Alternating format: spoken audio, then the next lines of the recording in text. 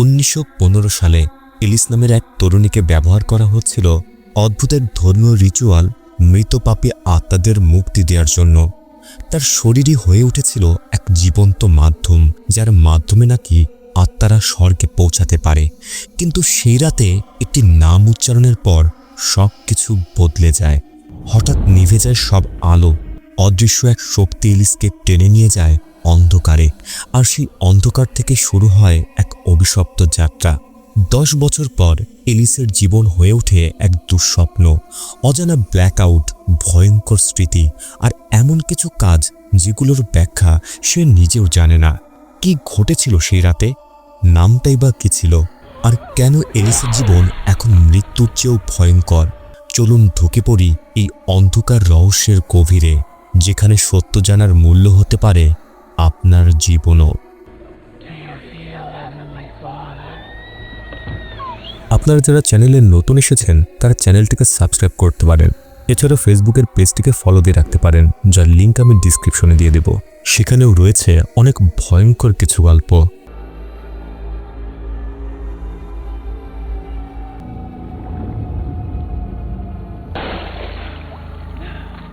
গল্পের শুরুতে আমরা দেখি এলিস নামের একটি মেয়ে মৃত পাপী আত্মাদের হয়ে একটি রিচুয়াল করছে।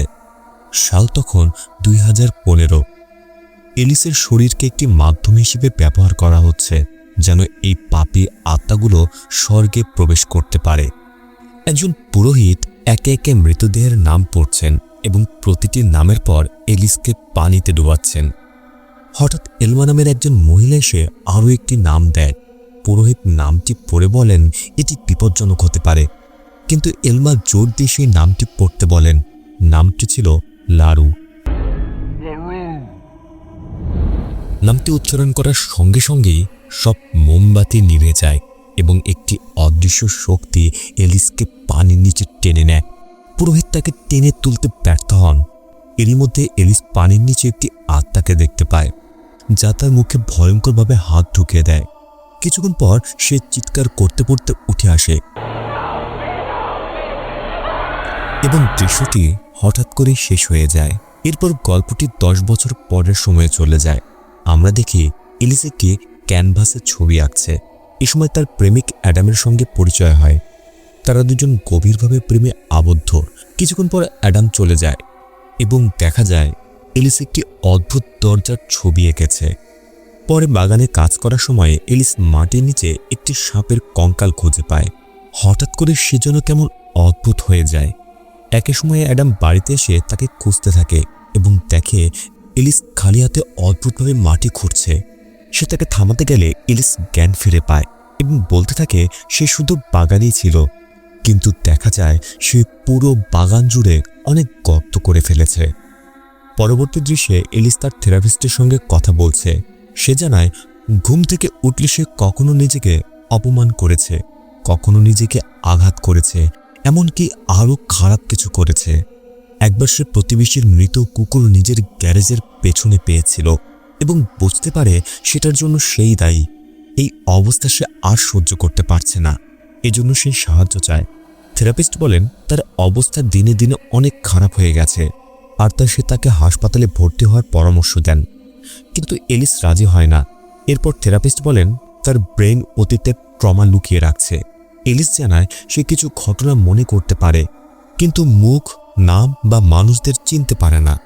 এ সময় থেরাপিস্ট ব্যাখ্যা করেন তার ব্ল্যাকআউটগুলো সেই দমিয়ে রাখা ট্রমার ফল, আর তাই বিকল্প চিকিৎসা হিসেবে তাকে পুরনো চার্চে ফিরে যাওয়ার পরামর্শ দেন, যা হ্যাভেন্টনের বাইরে অবস্থিত। এই বিষয়গুলো নিয়ে অ্যাডাম প্রথমে যেতে রাজি হচ্ছিল না, কিন্তু এলিসের জোরাজুরিতে সে যেতে সম্মত হয় এবং বলে সে তাকে একা যেতে দেবে না।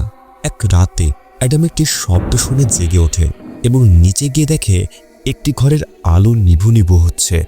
সেখানে গিয়ে সে দেখে এলিস দাঁড়িয়ে আছে, তার হাত কাঁপছে এবং রক্তাক্ত। এলিস কাঁদতে কাঁদতে বলে সে আর পারছে না। অ্যাডাম তাকে জড়িয়ে ধরে শান্ত করার চেষ্টা করে। পরের দিন তারা রওনা দেওয়ার সময় এলিসের বন্ধু গুইনো তাদের সঙ্গে যোগ দেয়।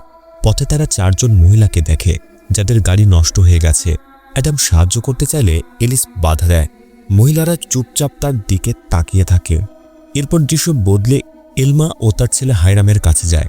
হায়রাম জানায় তাদের কাছে নতুন একজন রোগী এসেছে, নাম এলিস। সে মনে করে এলিস একসময় খুব ভালো মেয়ে ছিল আর তাই তাকে সাহায্য করা উচিত, কিন্তু এলমা এতে রাজি হয় না। সে বলে তারা এসব কাজ করে না। এদিকে এলিস, অ্যাডাম ও গুইন রিচুয়ালের স্থলে পৌঁছায়। জায়গাটি খুব নির্জন। এলিস জানায় একসময় এখানে নদী ছিল, কিন্তু 1910 সালের বন্যায় সব ধ্বংস হয়ে যায়, শুধু এই জায়গাটি ছাড়া। ভেতরে গিয়ে তারা দেখে এটি সেই জায়গা যেখানে এলিসের রিচুয়াল হয়েছিল। বাইরে অ্যাডাম একটি তালাবদ্ধ সেলার দরজা দেখতে পায়, কিন্তু খুলতে না পেরে সেটি এড়িয়ে যায়। ভেতরে এলিস জানায় এখানে জীবিত মানুষকে মাধ্যম হিসেবে ব্যবহার করে মৃত আত্মাদের শান্তি দেওয়ার জন্য রিচুয়াল করা হতো। সে বলে তার বাবা ছিলেন খুব কঠোর এবং তার মা সবসময় তার কথা মেনে চলতেন। সর্বশেষ যে ঘটনা সে স্পষ্ট মনে করতে পারে তা হলো সেই রাতের রিচুয়ালের কথা। এর মধ্যে গুইন অন্য জায়গায় ঘুরতে গেলে এলিস একা হয়ে যায় এবং একটি ঘরে গিয়ে দেয়ালে খোদাই করা একটি হৃদয়ের চিহ্ন দেখে, যেখানে তার নাম ও ক্লারা নামটি লেখা। একটি ছবির মাধ্যমে সে বুঝতে পারে ক্লারা তার খুব কাছের মানুষ ছিল এবং তারা প্রেমে আবদ্ধ ছিল। এই সময় সে একটি অদ্ভুত উপস্থিতি অনুভব করে, কিন্তু কাউকেই দেখতে পায় না। তখন অ্যাডাম তাকে ডাকলে সে বাইরে আসে এবং ছবিটি দেখায়। রাতে তারা ক্যাম্প করার সময় হায়রাম ও এলমা সেখানে আসে। এলিস বুঝতে পারে লোকটা হায়রাম। তারা নিজেদের পরিচয় দেয় এবং হায়রাম জানায় কিছু প্রস্তুতি নিতে হবে, তারপর তারা ডাকবে। এর পরের দৃশ্যে আমরা এলিস, হায়রাম এবং এলমার কথোপকথন দেখি। এলিস বলে রিচুয়ালের সময় সে পানির মধ্যে ঠান্ডা অনুভব করছিল এবং নামগুলো পড়া শুনতে পাচ্ছিল। সে জানায় এই ব্ল্যাকআউটগুলো তার জীবন নষ্ট করে দিচ্ছে। হায়রাম তাকে আশ্বস্ত করে যে তারা তাকে সাহায্য করার জন্য সবকিছু করবে। হায়রাম একটি তরল ওষুধ প্রস্তুত করতে থাকে আর এলমা পাশে একটি রিচুয়াল সম্পন্ন করে। হায়রাম বলে এই ঔষধটি খুব শক্তিশালী, যা তাদের আধ্যাত্মিক চেতনায় ভিন্ন এক অবস্থায় নিয়ে যাবে। সে বলে তারা নিজেদের সম্পর্কে কি জানতে চায় তা পরিষ্কারভাবে ভাবতে হবে। অ্যাডাম জিজ্ঞেস করলে হায়রাম বলে এর প্রভাব কয়েক ঘন্টা থাকবে, তবে ভোরের মধ্যেই সব স্বাভাবিক হয়ে যাবে। অ্যাডাম এবং এলিস সেই ওষুধ পান করে। এলিস সঙ্গে সঙ্গে বমি করে ফেলে। কিছুক্ষণ পর তারা দুজনেই নেশাগ্রস্তের মতো অনুভব করতে শুরু করে। হায়রাম তাদের বলে ওষুধের প্রভাবের বিরুদ্ধে লড়াই না করে বরং এটাকে গ্রহণ করতে, এর জগতে প্রবেশ করতে এবং আত্মা ও ঈশ্বরের সঙ্গে যোগাযোগ করতে। এলিস বলে তাকে অন্যরকম দেখাচ্ছে এবং কি অনুভব করছে তার কথা জানতে চায়। হায়রাম বলে অভিজ্ঞতা সবার জন্য আলাদা। কেউ আনন্দ অনুভব করে, কেউ উদ্বেগ, আবার কেউ আসন্ন বিপদের অনুভূতি পায়। অ্যাডাম বলে সেটা করতে পারবে না এবং তাদেরকে ভণ্ড বলে। অন্যদিকে এলিস হাসতে শুরু করে। হায়রাম তাদের উৎসাহ দেয় এই অনুভূতি ও দর্শনগুলো গ্রহণ করতে। এলিস দাঁড়ালে ওপর থেকে একটি ফুল পড়ে। সে দেখে মেঝে ফুলে ভরে গেছে, যা বাতাসে নড়ছে। এরপর সে ক্লারার সঙ্গে কাটানো সুখের মুহূর্ত, তাদের প্রথম কাছে আসা স্মৃতি দেখতে পায়। সেই দৃশ্যে ক্লারা তাকে বলে সে আসছে। এলিস জিজ্ঞেস করে কে? ক্লারা বলে সে তাকে দেখাবে। এলিস বলে কি দেখাবে? ক্লারা উত্তর দেয় সব কিছু। হঠাৎ বর্তমান সময়ে ফিরে এসে এলিস আবার বমি করে। হায়রাম দ্রুত এলমাকে ডাকে। এলমা এলিসকে শুয়ে তার বমি দিয়ে পেটে একটি চিহ্ন আঁকে এবং বলতে থাকে সে স্বর্গীয় পিতার একটি মাধ্যম। এরপর এলমা নিজের চুল ছিঁড়ে এলিসের পেটে রাখে এবং চাপ দেয় এবং বলতে থাকে তাকে এর ভেতর থেকে কিছু একটা বের করতে হবে। এরপর সে এলিসের মুখে হাত ঢুকিয়ে কিছু টানতে থাকে এবং শেষমেশ একটি রক্তমাখা বেনি বের করে। এলিস চিৎকার করে ওঠে। এলমা বেনিটি ফেলে দিতে সব মোমবাতি নিভে যায়। এলিস উঠে বসে দেখে বেনির চারপাশে রক্ত জমেছে, কিন্তু শুধুমাত্র সেই তা দেখতে পাচ্ছে। সেই রক্ত থেকে ধীরে ধীরে একটি হাত বের হতে থাকে। ভয় পেয়ে এলিস বলে কেউ ভিতরে আছে। এক ভয়ঙ্কর আত্মা রক্ত থেকে বের হতে শুরু করে, কিন্তু হঠাৎ সবকিছু স্বাভাবিক হয়ে যায়, এমনকি সেটি অদৃশ্য হয়। হায়রাম এলিসকে জিজ্ঞেস করে সে কেমন অনুভব করছে। এলিস বলে সে আগের চেয়ে ভালো এবং ভিন্ন অনুভব করছে। পরে এলিস হায়রাম ও এলমাকে ধন্যবাদ জানায়, কিন্তু এলমা তাদের চলে যেতে বলে। কিছু দূরে গিয়ে এলমা হায়রামকে বলে এখানে রয়েছে এক অশুভ শক্তি এবং এগুলো মোটেও কোনো ভালো জিনিস নয়। এ কথা বলে সে চলে যায়। এরপরে এলিসকে আমরা চা পান করতে দেখি এবং তাকে দেখে অনেক আনন্দিত মনে হচ্ছিল। অ্যাডাম ও গুয়েনের সঙ্গে সে আনন্দের সঙ্গে কথা বলে। সে বলে তার মনে হচ্ছে বহুদিনের চাপ যেন হঠাৎ দূর হয়ে গেছে। তারা উদযাপন করার সিদ্ধান্ত নেয়। এলিস বলে ওষুধটি তাকে কিছু ভুলে যাওয়ার স্মৃতি মনে করতে সাহায্য করেছে। সে ক্লারার কথা বলে। ক্লারা ছিল একজন বিশপের মেয়ে এবং তাদের সম্পর্ক বন্ধুত্বের চেয়েও বেশি ছিল, সম্ভবত প্রেমের।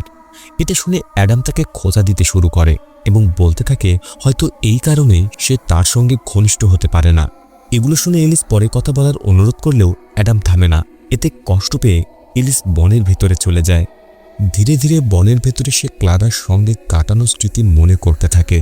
এক স্মৃতিতে ক্লারা তাকে একটি পাথর দেখায় যেখানে একটি সাপ খোদাই করা ছিল। বর্তমানে এলিস সেই একই পাথর খুঁজে পায় এবং পাশেই কাপড়ের ভেতরে একটি চাবি পায়। ঠিক তখনই অ্যাডাম এসে তার কাছে ক্ষমা চাইতে থাকে, কিন্তু এলিসের মনোযোগ সেই পাথরের দিকেই ছিল। হঠাৎ করে সে অ্যাডামের অনেক কাছে চলে আসে এবং তারা সেখানেই ঘনিষ্ঠ হয়ে পড়ে। এদিকে গুয়েন জিনিসপত্র গোছাতে গিয়ে দেখে একটি মহিলা রিচুয়ালের স্থানে ঢুকছে। কৌতূহলবশত সে ভেতরে যায় এবং সেই ঘরে পৌঁছায় যেখানে এলিস ও ক্লারার নাম খোদাই করা ছিল। এই সময় সে অদ্ভুত একটি বিষয় লক্ষ্য করে এবং ম্যাচ জ্বালায়। আলোয় দেখতে পায় নামের নিচে একটি সাপের চিহ্ন রয়েছে। হঠাৎ দরজা বন্ধ হয়ে যায় এবং পুরো ঘরে নেমে আসে এক ভয়ঙ্কর অন্ধকার। গুইন ভয়ে দরজা ধাক্কা দিতে থাকে, এমনকি ম্যাচ জ্বালালে সেটিও নিভে যায়। সে যখন আবার ম্যাচ জ্বালায় দেখা যায় তার পেছনে দাঁড়িয়ে আছে একটি আত্মা।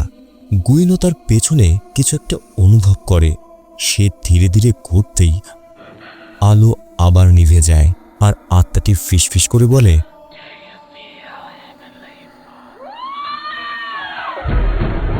গুইন চিৎকার করে সাহায্য চাইতে থাকে। এলিস ও অ্যাডাম তার চিৎকার শুনে এসে তাকে উদ্ধার করে। গুইন ভীষণ ভয় পেয়ে যায় এবং কিছুই বলতে পারছিল না। তারা দ্রুত জায়গাটি ছাড়ার সিদ্ধান্ত নেয়, কিন্তু বাইরে এসে দেখে শুকনো গাছে কাপড় বাঁধা আছে। একটি গাছে একটি খরগোশ পেরেক দিয়ে আটকানো, অন্যটিতে একটি শিয়াল ঝুলছে, আরেকটিতে একটি মৃত সাপ। এরপর অ্যাডাম বুঝতে পারে গাড়ির ব্যাটারি শেষ হয়ে গেছে। এলিস হাইরামকে ডাকতে বলে। হাইরাম এসে গাড়ি ঠিক করে এবং অন্তত আধা ঘন্টা চালু রাখতে বলে। সে আরও জানায় এলমা বুঝেছিল একটি আত্মা এলিসের সঙ্গে যুক্ত ছিল, এমনকি অনেক কষ্টে সেটি বের করেছে। গুইন এটাকে মজা মনে করলেও হাইরাম সিরিয়াসভাবে বলে তার মা সত্যিই আত্মাটি বের করেছে। হাইরাম যাওয়ার আগে তাকে সতর্ক করে যে আত্মাটি ছিল সেটি এখন মুক্ত এবং যা খুশি তাই করতে পারে। হাইরাম যখন চলে যাচ্ছিল তখন এলিস ক্লারার কথা জিজ্ঞেস করে। তখনই সে গম্ভীর হয়ে যায় এবং দ্রুত এই জায়গা ছেড়ে চলে যেতে বলে। এরপর এলিস বলে সে শেষবারের মতো জায়গাটা দেখতে চায়। গুইন আপত্তি করলেও এলিস তাকে বোঝায় গাড়ি এখনও চার্জ হচ্ছে, এমনকি সে এটাও জানতে চায় ক্লারার সঙ্গে কি হয়েছিল। ওদিকে এলমাকে দেখা যায় আয়নার সামনে বসে প্রস্তুতি নিচ্ছে। সে প্রার্থনা করে ক্ষমা চায় এবং কিছু একটা খেয়ে পানি পান করে। এরপর একটি চেয়ারে উঠে ফাঁসি দেওয়ার প্রস্তুতি নেয়। এরই সাথে সে বলতে থাকে, আমার উৎসর্গ গ্রহণ করো এবং আমার পরিবারকে শান্তি দাও। এদিকে এলিস সেই তালাবদ্ধ সেলার দরজাটি লক্ষ্য করে, আর ওদিকে হাইরামকে দেখা যায় তার গাড়িতে বসে আছে। সে এলিসের একটি ছবি তোলে, এরপর সেটি একটি হৃদয় আকৃতির লকেটের মধ্যে রেখে গলায় পরে নেয়। এরপর সে বাড়ির ভেতরে গিয়ে দেখে তার মা মাটিতে পড়ে আছে, কিন্তু এখনও বেঁচে আছে। তার আত্মহত্যার চেষ্টা ব্যর্থ হয়েছে। সে দ্রুত তার মামাকে ফোন করে এবং তখনই তার পেছনে একটি বালতি দেখতে পায় যার ভেতরে পানির মধ্যে একটি বড় মৃত ইঁদুর ভাসছে। এই দৃশ্য দেখে সে ভয়ে আতঙ্কিত হয়ে পড়ে। অন্যদিকে এলিস অ্যাডাম ও গুয়েনকে বলে তার একটু একা থাকা প্রয়োজন। সে ক্যাম্পের তাঁবুর ভিতরে গিয়ে বসে। এদিকে এলমা বিছানায় শুয়ে আছে, পাশে হাইরাম বসে। হাইরাম তাকে জিজ্ঞেস করে কেন সে এমন কাজ করলো। এলমা বলে আত্মাটি আরও শক্তিশালী হয়ে উঠছে এবং সেটি আবার তার শরীর দখল করবে। বিভ্রান্ত হয়ে হাইরাম জিজ্ঞেস করে কোন আত্মার কথা বলছো। এলমা জানায় এটি সেই আত্মা যার নাম লারু, যাকে তারা বের করেছিল। হাইরাম জানতে চায় লারুকে। এলমা বলে একসময় লারু হ্যাভেন্টনের একজন বাসিন্দা ছিল। সে চার্চের একজন নিষ্ঠাবান সদস্য এবং তরুণীদের একজন পরামর্শদাতা ছিল, কিন্তু ভেতরে ভেতরে তার মনে ছিল বিকৃত ও বিপজ্জনক চিন্তা ভাবনা। সে ছিল এক ডাইনি যে প্রতিনিয়ত যুবতীদের হত্যা করে তাদের নিষ্ঠুরভাবে খেয়ে ফেলত। এক রাতে হাইরামের পূর্বপুরুষ এবং তার দল নিহতদের দেহাবশেষ খুঁজে পায়।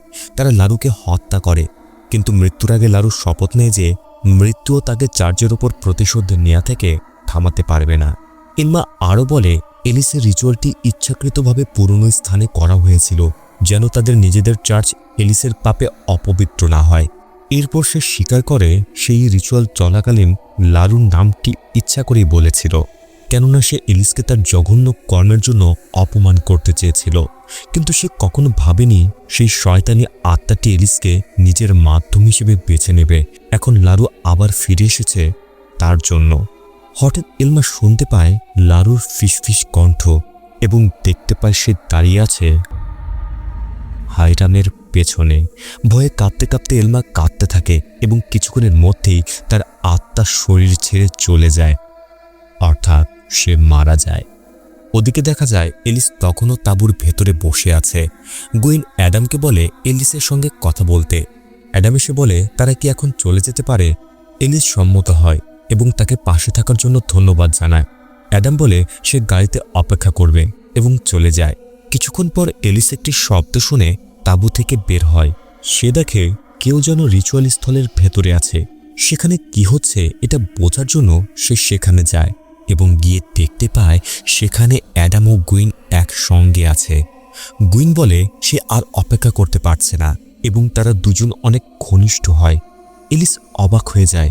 গুইন বলে তাদের মধ্যে চুক্তি ছিল, এলিস সুস্থ হয়ে উঠলেই অ্যাডাম তাকে ছেড়ে যাবে। এ সময় গুইন দেখে এলিস দাঁড়িয়ে আছে। অনেক কষ্ট পেয়ে এলিস দৌড়ে বনের দিকে চলে যায়। অ্যাডাম তাকে থামানোর চেষ্টা করলেও সে কাঁদতে কাঁদতে পালিয়ে যায়। এলিস নিজের ও ক্লারার একটি ছবি বের করে বুকে জড়িয়ে ধরে। একটি ফ্ল্যাশব্যাকে দেখা যায় এলিস ও ক্লারা একে অপরকে তাদের অবৈধ ভালোবাসার কথা বলছে, কিন্তু কেউ একজন তাদের দেখে ফেলে। সে ছিল হাইরাম, যে এলিসকে ভালোবাসত। রাগে সে এলবাকে তাদের সম্পর্কের কথা জানায়। সেই রাতে বাড়ি ফিরে এলিস দেখে তার বাবা মা তার সঙ্গে কথা বলছে না। সে তাদের বোঝানোর চেষ্টা করে এবং ক্লারার প্রতি নিজের ভালোবাসার কথা স্বীকার করে, কিন্তু তার বাবা বলে ক্লারা দাবি করেছে যে এলিস তাকে জোর করেছিল। অবাক হয়ে এলিস বলে এটা সত্যি নয়। তার বাবা ঠান্ডা গলায় বলে চার্চ যদি এটাকে ভুল বলে তাহলে সেটাই সত্যি, কি ঠিক বা ভুল তা গুরুত্বপূর্ণ নয়। এলিস অনুরোধ করে তাকে যেন বাড়ি থেকে না বের করে দেওয়া হয়, কিন্তু তার বাবা বলে পরের দিন একটি অনাথ আশ্রম থেকে কেউ এসে তাকে নিয়ে যাবে। সে আর তাকে নিজের ঘরে রাখতে চায় না। ঠিক তখনই দুজন লোক এসে জোর করে এলিসকে নিয়ে যায়। বর্তমানে ফিরে এসে এলিস মাটিতে পড়ে যায়, কিন্তু কষ্ট করে আবার উঠে হাঁটতে থাকে। এদিকে গুইন অ্যাডামকে বলে তাদের এখনই চলে যাওয়া উচিত এবং সকালে ফিরে এসে এলিসকে নিয়ে যাবে, কিন্তু অ্যাডাম রাজি হয় না। এতে বিরক্ত হয়ে গুইন তাকে গাড়িতে ঘুমোতে বলে এবং নিজের তাঁবুতে চলে যায়। অ্যাডাম যখন গাড়িতে যায় তখন সে অদ্ভুত একটি শব্দ শুনতে পায়। তার অজান্তেই লারুর আত্মা তার পেছন দিয়ে চলে যায়। হঠাৎ কিছু একটা জোরে গাড়িতে আঘাত করে। ভয়ে সে বাইরে বের হয়, কিন্তু কাউকেই দেখতে পায় না। একই সময় গুইন শুনতে পায় অন্ধকারের ভেতর থেকে কেউ যেন তার নাম ধরে ডাকছে। সে তাঁবুর বাইরে তাকিয়ে কাউকেই দেখতে পায় না। হঠাৎ সে দেখতে পায় অদ্ভুত কিছু একটা দূরে দাঁড়িয়ে আছে। চোখের পলকে আত্মাটি তার ঠিক পেছনে এসে উপস্থিত হয়। ভয় পেয়ে গুইন দৌড়ে বের হয়ে অ্যাডামকে বলে ভেতরে কেউ আছে। অ্যাডাম গিয়ে দেখে কিছুই নেই। ভয়ে গুইন গাড়িতে উঠে অ্যাডামকে ফেলে রেখেই একাই চলে যায়। এ সময় দেখা যায় এলিস সেই তালাবদ্ধ সেলার দরজার সামনে পৌঁছেছে। এলিস আগের পাওয়া চাবিটি বের করে তালাটি খুলে ফেলে। হঠাৎ দরজাটি নিজে থেকেই জোরে খুলে যায়। এলিস ধীরে ধীরে ভেতরে ঢুকে হামাগুড়ি দিয়ে এগিয়ে যায়। তখনই তার সামনে ক্লারা এসে দাঁড়ায়। খুব উচ্ছ্বসিত দেখাচ্ছে তাকে। ক্লারাকে দেখে এলিস খুশি হয়ে যায়। সে তাকে খুব মিস করছে। ক্লারা তাকে মাটি খুঁড়তে বলে। এলিস খুঁড়তে শুরু করে এবং জিজ্ঞেস করে সে কি খুঁজছে। ক্লারা বলে এটা একটা চমক। এলিস হেসে বলে সে চমক পছন্দ করে। খুঁড়তে খুঁড়তে এলিস একটি হাড় খুঁজে পায়। ক্লারা বলে আরও কিছু আছে। এলিস আরও গভীরে খুঁড়তে থাকে এবং একটি খুলিও খুঁজে পায়। ক্লারা জিজ্ঞেস করে আমি কি সুন্দর না? এলিস বলে সবচেয়ে সুন্দর। দৃশ্যটি হঠাৎ অতীতে চলে যায়। সেখানে দেখা যায় এলিস একটি দোলনায় বসে আছে। তখন ক্লারা তার কাছে আসে। ক্লারা তার করা কাজের জন্য ক্ষমা চায় এবং বলতে থাকে সে ভয় পেয়ে গিয়েছিল, কি বলবে বুঝতে পারেনি। এরপর এলিসকে জিজ্ঞেস করে সে কি তাকে ঘৃণা করে। এলিস শান্তভাবে বলে না, বরং সে কৃতজ্ঞ। হঠাৎ এলিস ক্লারার গলা চেপে ধরে। তখন বোঝা যায় এলিসের ভেতরে রয়েছে লারুর আত্মা। শেষ পর্যন্ত সে নিজের হাতে ক্লারাকে হত্যা করে। বর্তমানে দেখা যায় এলিস এই বিষয়গুলো মনে করতে পেরে অনেক ভেঙে পড়েছে। এলিস বুঝতে পারে সে কি করেছে। ঠিক তখনই সে একটি উপস্থিতি টের পায় এবং দেখে একটি স্তম্ভের পেছন থেকে বেরিয়ে আসছে অদ্ভুত একটি হাত। এলিস বুঝতে পারে এটি ক্লারা নয়, এটি সেই ভয়ঙ্কর আত্মা। সে বলে এখন তার সব মনে পড়েছে এবং বুঝতে পারে লারুর আত্মা সব সময় তার সঙ্গেই ছিল। লারা সেই দিনের কথা মনে করে যেদিন রিচুয়ালের সময় লারুর আত্মাকে ডাকা হয়েছিল এবং সেই সময়ে আত্মাটি তাকে ভর করেছিল। বর্তমানে আত্মাটি এলিসের সামনে উপস্থিত হয় এবং পুরোপুরি তার শরীরে ঢুকে যায়। এলিসের শরীর প্রচণ্ডভাবে কাঁপতে থাকে এবং তার মুখ থেকে কালো তরল বের হতে শুরু করে। কিছুক্ষণ পর সে একদম স্থির হয়ে যায়। এখন সে পুরোপুরিভাবে সেই আত্মার দখলে। ওদিকে দেখা যায় গুইন গাড়ি চালিয়ে চলে যাচ্ছে। হঠাৎ তার সামনে এলিস এসে দাঁড়ায়। ভয় পেয়ে গুইন গাড়ি থেকে নামে এবং তাকে চিনতে পারে। আতঙ্কে সে আবার গাড়িতে উঠে গেলে এলিস গাড়ির উপরে উঠে বারবার সে নিজের মাথা দিয়ে আঘাত করতে থাকে যতক্ষণ না সেটি ভেঙে যায়। সে বলে, তুমি কি প্রভুকে অনুভব করছো? গুইন চিৎকার করে দৌড়ে পালায়। এলিস তার হাত ধরে ফেলে। গুইন ক্ষমা চাইলে এলিস বলে, ক্ষমা কি সব ঠিক করতে পারে? তারপর সে গুইনের হাত ভেঙে হাড় বের করে সেটি দিয়েই তাকে হত্যা করে। অন্যদিকে অ্যাডাম দেখে এলিস রিচুয়ালের স্থলে ঢুকছে। সেও তার পেছনে যায়। এলিস ঘুরে দাঁড়ালে তার ভয়ঙ্কর রূপ দেখে অ্যাডাম ভয় পেয়ে যায়। এ সময় এলিস নিজের চুল ছিঁড়তে থাকে এবং তাকে জোরে ধাক্কা দেয়। ঠিক তখনই হায়রাম এসে পৌঁছায়। তখনই এলিস বলতে থাকে, মানুষ থেকে মানুষ জন্ম নেয় আর আত্মা থেকে জন্ম নেয় আত্মা। হঠাৎ রিচুয়ালের পাত্র রক্তে ভরে যেতে থাকে। ভয়ে অ্যাডাম পালাতে গেলে দরজা বন্ধ হয়ে যায়। হায়রাম লারুকে অনুরোধ করে এলিসকে ছেড়ে দিতে, কিন্তু সেই শয়তান আরও হিংস্র হয়ে ওঠে। সে হায়রামের গলায় থাকা লকেটটি ছুঁড়ে ফেলে এবং তাকে দূরে ছুঁড়ে দেয়। এরপর তাকে রক্ত ভরা পানিতে ডুবিয়ে হত্যা করে। ভয়ে অ্যাডাম দরজা খোলার চেষ্টা করতে থাকে। সে দেখে এলিস হায়রামের মৃতদেহ চিবিয়ে চিবিয়ে খাচ্ছে। এরপরেই এলিস তার দিকে এগিয়ে আসে। ভয়ে অ্যাডাম হাঁটু গেড়ে বসে বলে, এলিস, আমি তোমাকে ভালোবাসি। এলিস উত্তর দেয়, আমি তোমাকে আরও বেশি ভালোবাসি, এবং নিষ্ঠুরভাবে তার মাথা চূর্ণ করে ফেলে। গল্পের একদম শেষে দেখা যায় এলিস এখনও পুরোপুরি সেই আত্মার দখলে। জ্বলন্ত রিচুয়াল স্থলের সামনে দাঁড়িয়ে ভয়ঙ্কর হাসি দিচ্ছে।